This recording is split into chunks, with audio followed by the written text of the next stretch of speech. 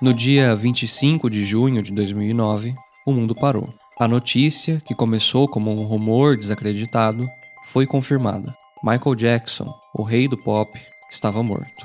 Por trás das manchetes sensacionalistas, por trás do mito adorado por milhões, havia um homem. Um artista sob uma pressão inimaginável, lutando em silêncio. Eu sou o Matheus, jornalista, cineasta e fotógrafo, e esse é o The Mister Podcast. Um podcast que fala um pouco de tudo sobre cultura, arte, tecnologia e história. E nesse episódio a gente vai mergulhar nos últimos dias de vida de Michael Jackson. E para isso vamos usar como base relatos de pessoas que estavam lá, com foco nos detalhes apresentados no livro Intocável, de Randall Sullivan, que narra a trajetória de eventos que levaram o rei do pop a óbito.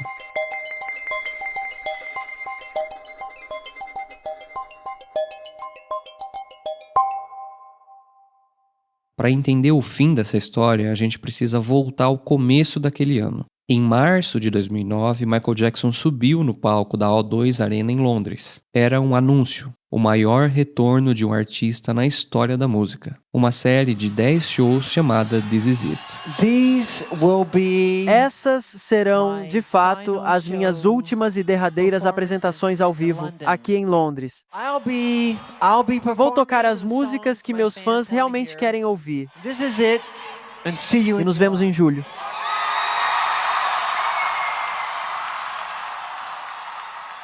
A euforia era contagiante. Os shows esgotaram em minutos e a turnê, que inicialmente teria apenas 10 datas, passou rapidamente para 50. Mas o que o público não sabia era o preço que Michael estava pagando. A promessa de 50 shows parecia mais uma sentença do que uma oportunidade. Michael já não queria mais se apresentar ao vivo. A sua ideia era se dedicar a gravações de álbuns e atuar mais nos bastidores. No entanto, ele foi convencido a fazer a turnê por 2 motivos principais. O primeiro era a imensa questão financeira, com dívidas que ultrapassavam 400 milhões de dólares. E o segundo, e o mais pessoal, era a possibilidade de que os seus filhos pudessem finalmente vê-lo no palco e entender o motivo do mundo chamá-lo de rei do pop. E essa motivação emocional foi um argumento crucial para convencê-lo. Mais do que isso, a turnê era a sua chance de revolucionar a indústria mais uma vez. Os ensaios do documentário This Is It mostram que Michael estava planejando um show com tecnologia de ponta, incluindo telas de LED gigantescas e efeitos 3D que interagiam com a performance ao vivo. Era a chance de provar ao mundo que ele ainda era um visionário e ditaria mais uma vez o futuro do entretenimento. This is it. Here I stand. I'm the light of the world. I feel grand. Após ser absolvido das acusações em 2005, Michael Jackson tomou a decisão de nunca mais viver em seu amado rancho Neverland. A propriedade, que um dia foi o seu refúgio e lar de conto de fadas, havia sido, segundo ele, contaminada pela investigação policial e ele não a considerava mais um lar. A partir de 2006, ele passou a viver entre Las Vegas e o Oriente Médio, mas em dezembro de 2008 retornou a Los Angeles para se preparar para a turnê This Is It. Nos seus últimos meses de vida, ele morava em uma mansão alugada em Holmby Hills, um bairro de Los Angeles. O imóvel, que era pago pela AEG Live, a empresa responsável pela turnê, custava cerca de $100 mil por mês. A relação de Michael com a empresa AEG Live, promotora da turnê, era tensa e complicada. Michael já havia colocado seus próprios bens como garantia para conseguir os adiantamentos do contrato, e os executivos da empresa, como Randy Phillips e Paul Gongaware, estavam preocupados com a situação. Eles viam a turnê como uma questão de agora ou nunca. Um dos executivos, inclusive, chegou a dizer em um e-mail que Michael era preguiçoso, que mudava de ideia o tempo todo e que precisava ser lembrado de que estava comprometido e que não tinha escolha. A situação era tão delicada que, em um jantar de família, os advogados de Michael temeram que ele cedesse à pressão de seus pais, que queriam uma porcentagem do acordo, o que poderia colocar todo o contrato com a empresa em risco. A pressão sobre Michael também era evidente nos ensaios. O diretor da turnê, Kenny Ortega, e outros membros da equipe ouviam relatos de que Michael não estava comparecendo aos ensaios com a frequência necessária, preferindo trabalhar de casa. A situação era tão preocupante que em 19 de junho de 2009, Kenny Ortega envia um e-mail a Randy Phillips da AEG descrevendo o estado lamentável de Michael. Esse e-mail, que foi revelado posteriormente durante o julgamento de Conrad Murray, mudou a percepção de muitos sobre a responsabilidade da empresa na morte do cantor. No julgamento, o diretor do show leu em voz alta: "Tenho certeza de que ele precisa de uma avaliação psicológica." E logo depois passou as partes de seu e-mail em que suplicava pela intervenção de um terapeuta competente e algum cuidado físico imediato para Michael, que, segundo ele, parecia muito fraco e fatigado. A pressão para ser o rei do pop novamente, somada à necessidade de saldar dívidas gigantescas, era um fardo brutal. Além disso, havia a cobrança de ter que entregar uma performance impecável como nos velhos tempos. Kenny também disse em depoimento que estava muito preocupado com a aparência de Michael. O cantor estava visivelmente frágil, desidratado e com um peso corporal perigosamente baixo, pesando cerca de 60 quilos para quase 1,80 m de altura. E aqui vale a gente destacar uma passagem interessante, mas que não temos certeza se aconteceu mesmo, é mais um boato. Segundo o que é dito, havia um repórter na entrada do Staples Center, onde ele estava ensaiando para a turnê de ZZ, que perguntou ao Michael de forma bem explícita se ele ainda conseguia fazer o moonwalk. O moonwalk é aquele passo famoso dele em que ele desliza para trás. E segundo o que consta, o Michael teria ficado bem incomodado com essa pergunta e respondido de forma bem seca que sim, ele conseguia fazer, questionando o repórter por que ele não conseguiria. Mas o que realmente revela a fragilidade emocional de Michael e o seu distanciamento da realidade é um relato feito por Lionel Richie durante uma entrevista em um programa de TV americano. Segundo o relato de Lionel, após todos os 50 shows da turnê de ZZ esgotarem em pouquíssimo tempo, Michael ligou para ele impressionado e repetindo incessantemente no telefone que os ingressos tinham esgotado. E a surpresa de Michael com isso era genuína, porque na sua cabeça as pessoas não se importavam mais com ele. E isso deixou Lionel completamente chocado, porque ele entendeu ali, naquele momento, que o Michael já estava fora da realidade há um certo tempo, porque afinal de contas, ele era o rei do pop e era óbvio que os ingressos iriam se esgotar. Então o fato do Michael ter dúvidas sobre a sua própria relevância demonstra a ferida aberta que o pressionava ainda mais. Os ensaios para a turnê continuavam. Michael chegava atrasado, parecia distante, confuso e em outras ocasiões simplesmente não tinha energia. Havia dias em que ele estava tão exausto que mal conseguia se mexer no palco. No fundo, a equipe sabia que algo estava errado, mas a turnê gigantesca precisava acontecer. O rei do pop, que carregava consigo a responsabilidade de levar alegria ao mundo, estava esgotado e lutando silenciosamente por sua própria saúde física e mental.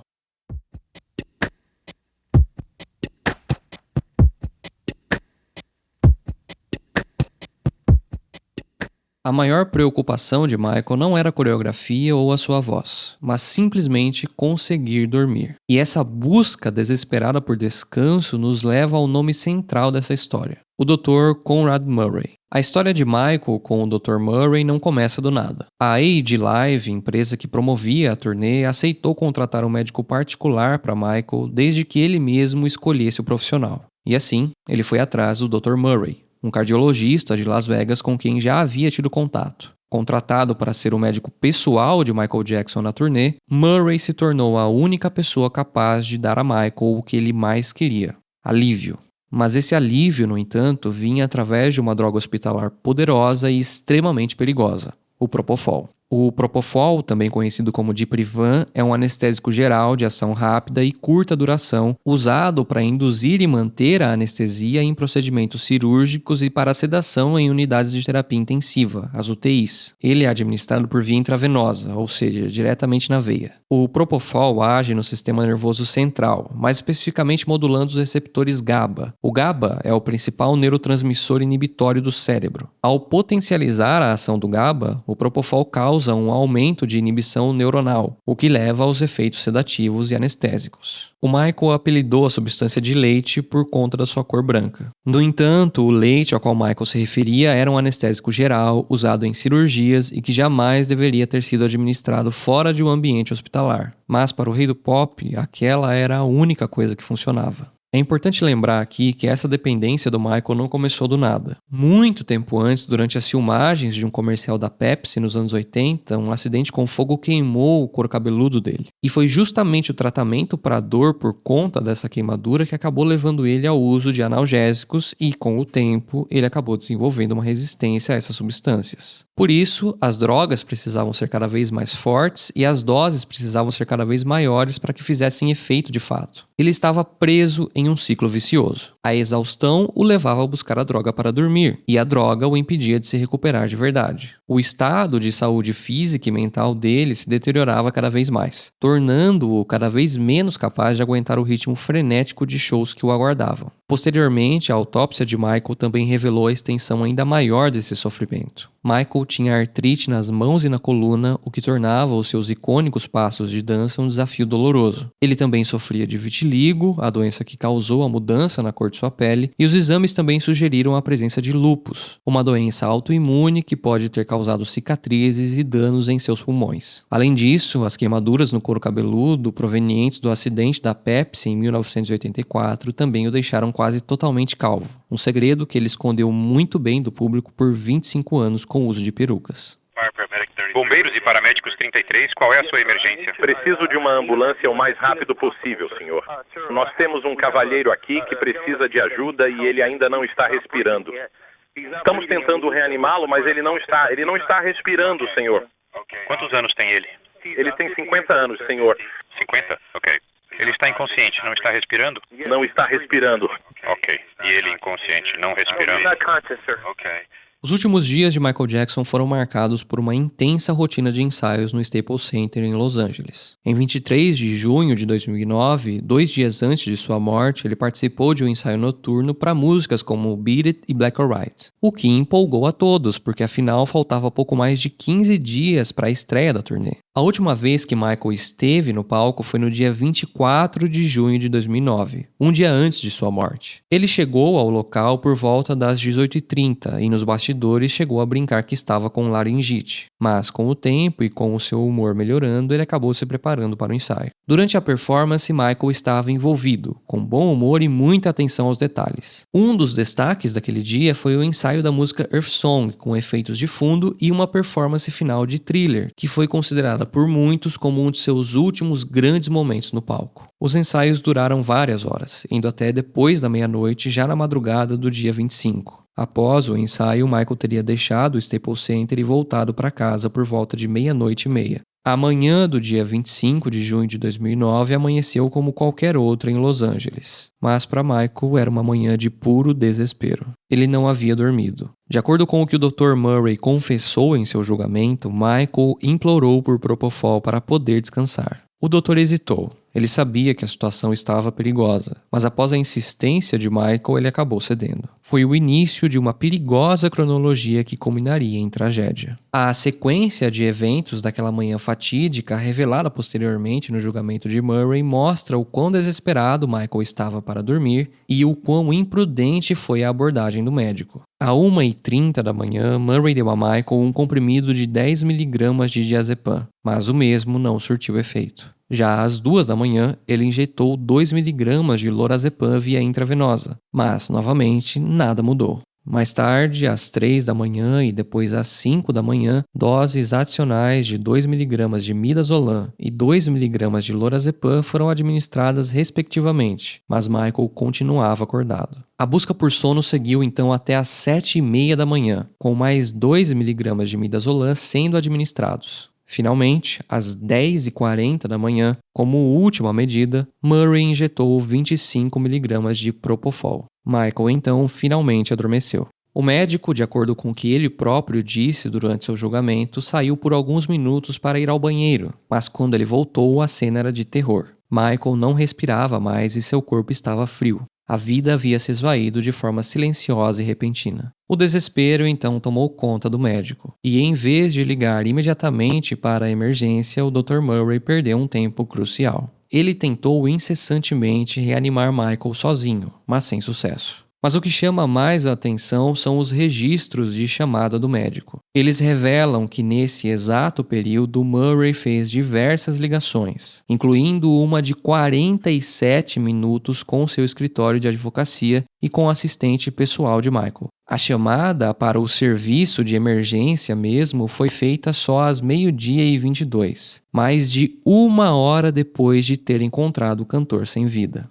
A gravação da ligação é desesperadora, com o médico confuso e incapaz de dar informações claras para o resgate. As tentativas de reanimação tanto de Murray quanto dos paramédicos foram inúteis. O rei do pop foi declarado morto horas depois, às 14h26 daquele dia.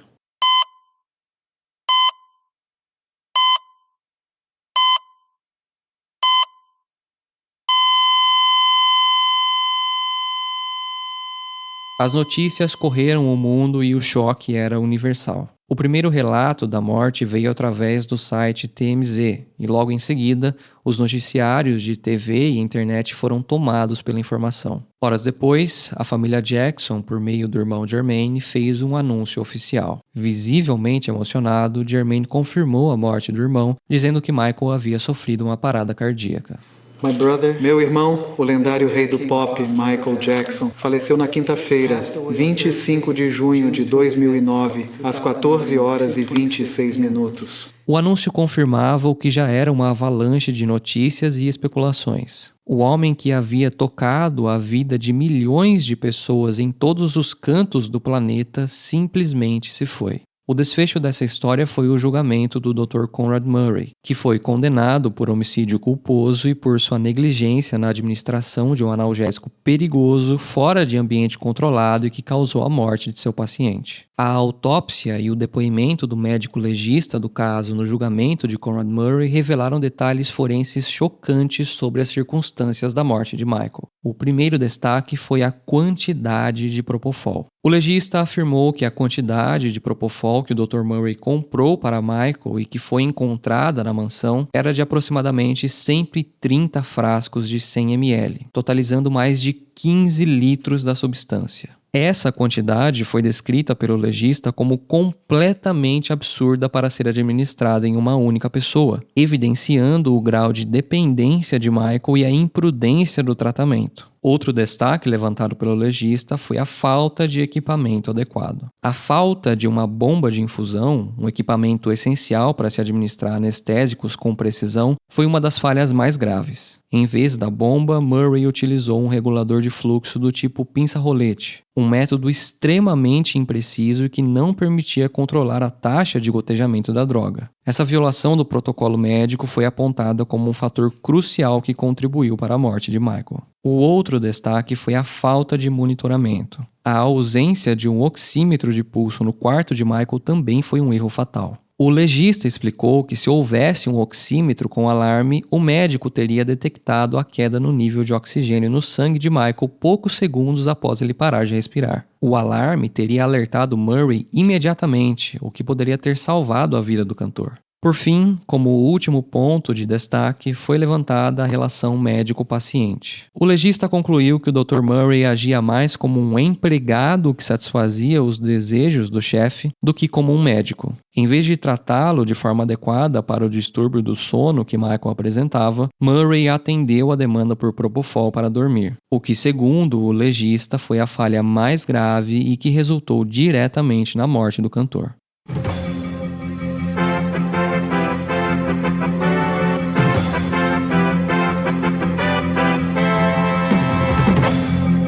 Os nossos repórteres em Nova York acabam de confirmar a morte de Michael Jackson. Vamos para lá ao vivo com Juliana Morrone. Juliana, quais são os detalhes que você tem agora? Michael Jackson morreu aos 50 anos. Os paramédicos americanos lutaram durante a tarde para salvar a vida do cantor, mas ele chegou ao hospital em coma profundo.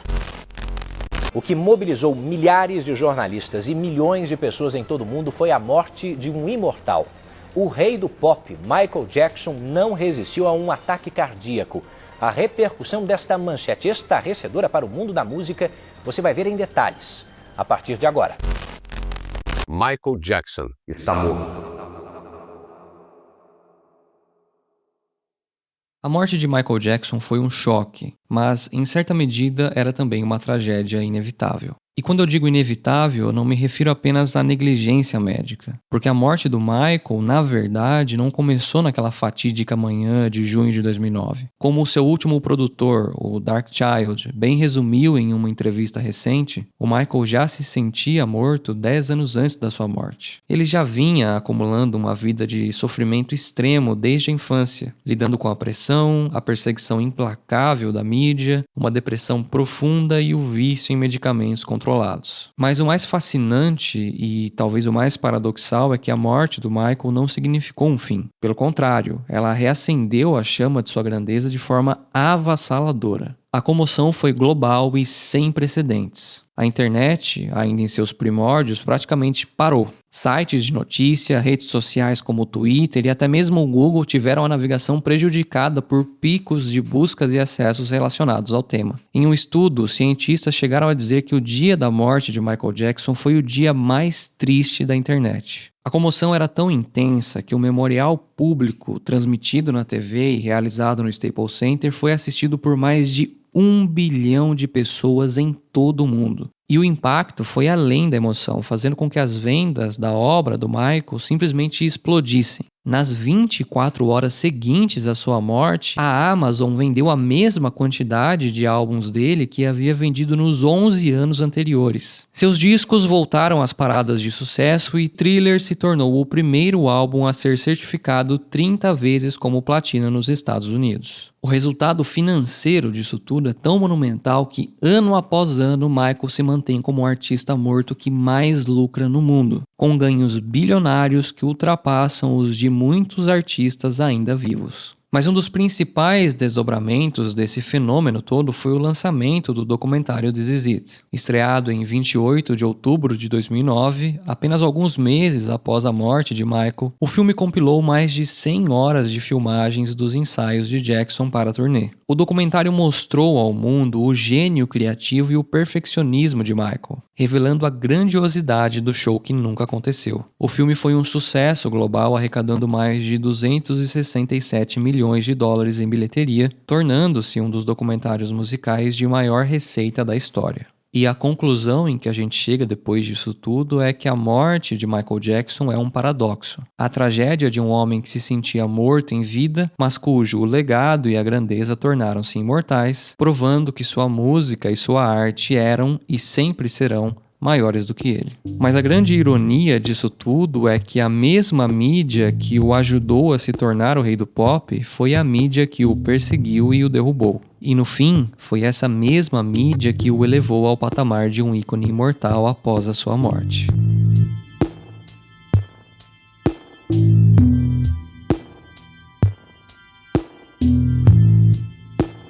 Se você chegou até aqui é porque provavelmente gosta dos temas que a gente aborda. Então, se você não se importar, eu queria te pedir para avaliar o podcast com 5 estrelas e compartilhar com outras pessoas que também possam gostar desse conteúdo. Aproveita também para seguir a gente nas redes sociais e acompanhar os outros conteúdos que a gente produz. Tudo isso ajuda demais o nosso trabalho e nos incentiva a continuar produzindo. Mais uma vez, obrigado pela audiência e até a próxima.